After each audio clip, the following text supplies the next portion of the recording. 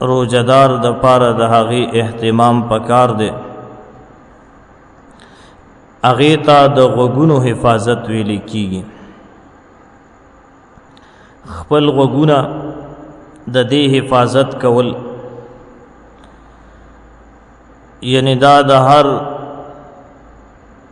هغه څیز نه ساتل چې کوم څیزونه په شریعت کې ناروا دي.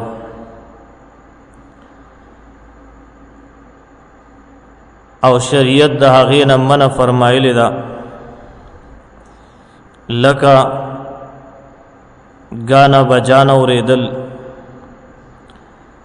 ساز او سرود وغیرہ،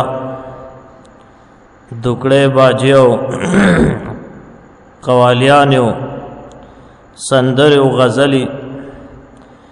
د دې څیزونو نه د خپلو غوږونو حفاظت کول دا په هر مسلمان نارینه زنانه دوی باندې لازم دي. په غوږونو باندې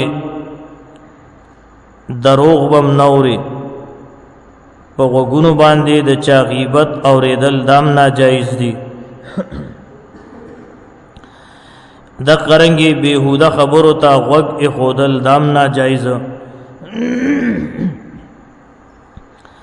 دیو جنا نبی کریم صلی اللہ علیہ وسلم ارشاد دے فرمائی چې غیبت کون کے او غیبت اوریدون کے دواړه په گناہ کی شریک دي.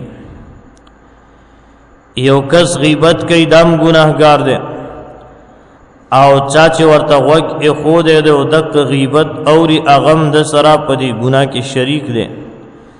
دې دا نه وایي چې یاره دا غیبت کوونکی ګناهګار دی او ما صرف واورېدل، نه، د وینا چې څومره ګناه ده دغه عمره د اورېدو ګناه هم ده. نو خپل غوږونه به د دغې څیزونو نه کنټرول کړي، او بیا خاص کار په روژه کې، ځکه چې غوږونه د کنټرول نه وي، دغه ګانې سازونه او دغه غزل او قوالیان وغیرہ دا ور باندې اوري، نو په دې سره د رمضان المبارک د روزي چې کم برکات دي هغه ټول ور سره ختميږي.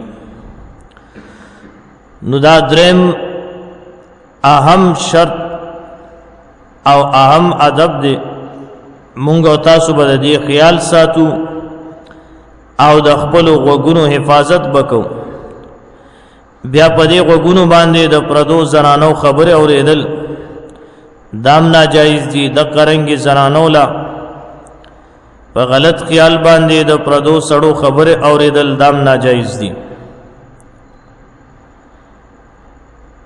یو روایت کې راځي چې کم خلک د غوږونو حفاظت نه کوي او د خپل غوږونو ته سوچ او فکر نه کوي، هر طرف ته نیولي،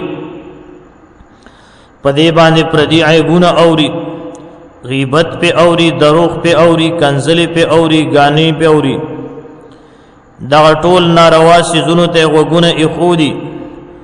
وې د قیامت پر ورځ به الله سبحانه و تعالی فرشتو ته حکم وکي د جهنم په اور باندې ویلې شوی اوسپنا، تانبا او پیتل دابا د جهنم په اور باندې ویلې کړي شوی او دغه کس په دې غوږونو کې به اچي.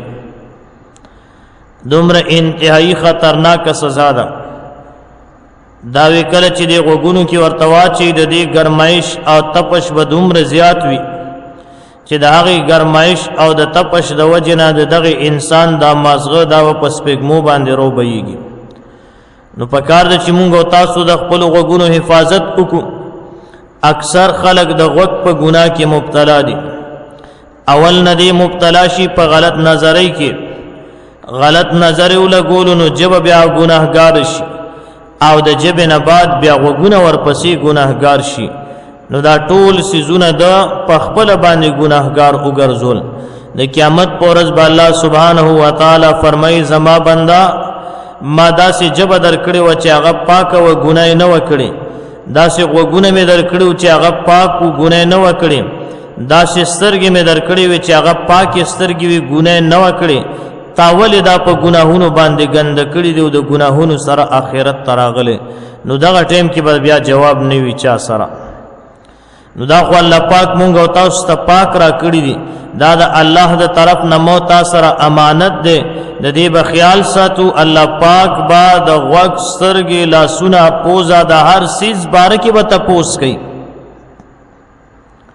دا د الله د طرف نه امانت ده نو زموستا بیا خپل جسم دا زموستا اختیار باندې بنی استعمالیږي چې میرا جسم میری مرضی نه دا میرا جسم رب کی مرضی زما جسم دے اللہ را کڑے امانت په طور باندې دا به د رب د مرضی مطابق استعمالیږي کہ کله د رب د مرضی خلاف استعمال شو جهنم دے زیاده بیا